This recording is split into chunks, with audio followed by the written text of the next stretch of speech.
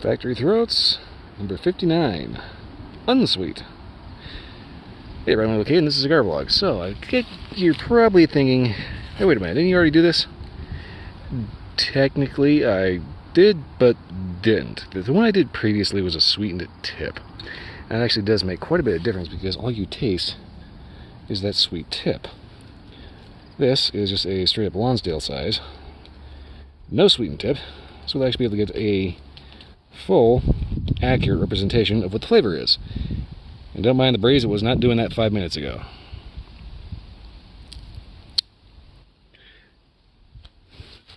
I also found out these are actually made by J.C. Newman in Tampa, Florida. See?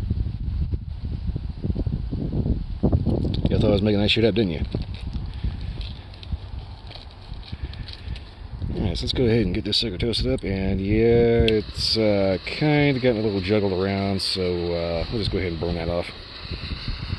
Preferably in frame.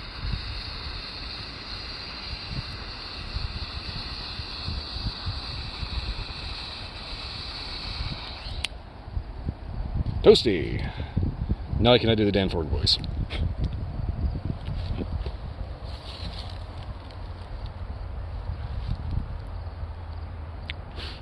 Okay, straight off the bat.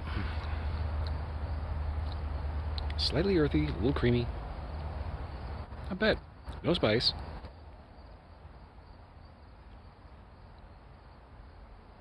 Touch of campfire smoky. Excellent start. Alright, so I'll go ahead and smug this down to the first inch and see if it wakes up a little bit.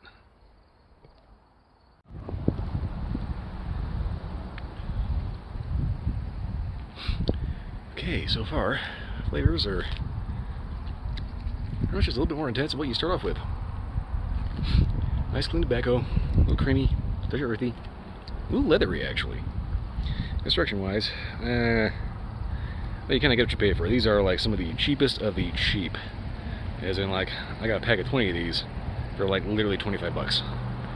So as far as cheapos go, they're kind of a tough act to follow, really. But they seem to have one, maybe double cap, I'm thinking maybe single cap. And you have to be a little cautious of these because sometimes, seeing as how they're all hand rolled, you kind of get the impression these are learner's cigars because some of them are rolled super duper tight to the point where you can barely draw off of them because there's like a big knot somewhere in them. Other than that though, so far,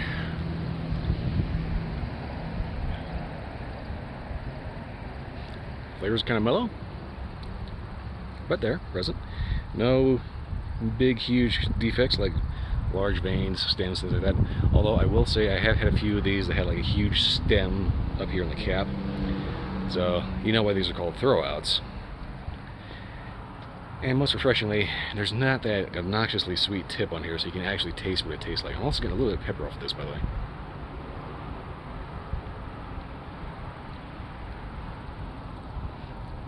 Very subtle and very much at the tail end of that draw. Like right about there. They get you right in the back of the throat.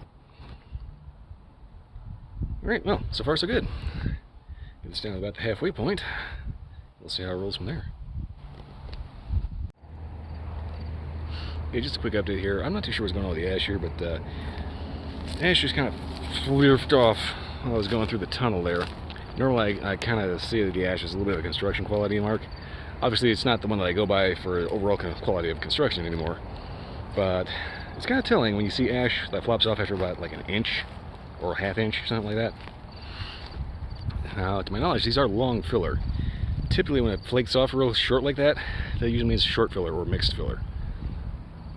Other than that though, flavors are good. I'm going to keep smoking this down to get to a proper update. I just want to point out that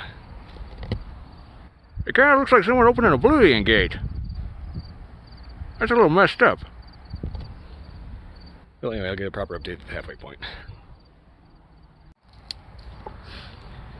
Okay, so ash pretty well just fell off at a pretty decent halfway point here, so very proper update. So far, flavors have been maybe a little more intense, but basically stay pretty much the same. Get that typical kind of clean tobacco, touch of earthiness, subtle sweet. Pepperiness has kind of died down a bit, but every so often you still get a little hit of that in the back of your throat.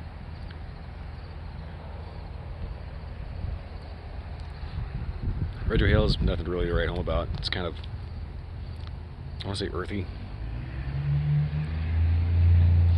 Yeah, I wouldn't really recommend a retrohale on this one, truth be told. Otherwise, though, yeah, basically, does seem to be kind of building a little bit, which is nice. You know, while I'm sitting here smoking this, I start thinking to myself, every so often, I like to give Mother Nature a little hand in spreading the children of the field to the world.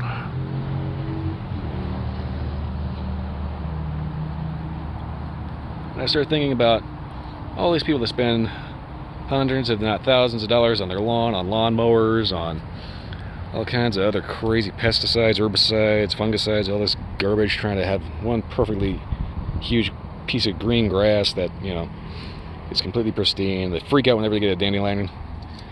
I mean, lose their mind when they get a dandelion. My question, what the hell are you going to do when this bastard pops up in your yard? Easy. Say thank you. Okie dokie. I don't even know what I'm showing anymore. Okay. Well, anyway, kind of sidetrack aside. Yeah, every so often you start letting your mind wander and you start poking around with stuff in the field and you realize that that might be kind of an asshole thing to do. Oops! Well, anyway, I'm going to go ahead and smoke this down in the dub and see if this kind of wakes up, changes, or does anything different.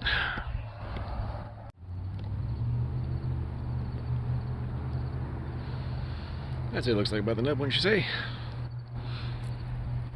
So, flavor's been pretty consistent, as in they kind of build a little bit. You basically just have a nice general, subtle sweet, kind of just general tobacco.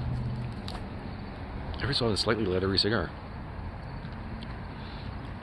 Overall, considering if it's about $1, not bad. Obviously, you can do a bit better for a similar price, but considering if this is about as low as you can get price-wise, and still have something that is, well, considered smokable. Like I said, $20 for a 20-pack, or $25 or so. Yeah, that's a tough act to follow, it really is. But that said, there's really not a whole lot else to say about this. It's just kind of cigar. It's cheap. It is not horrible.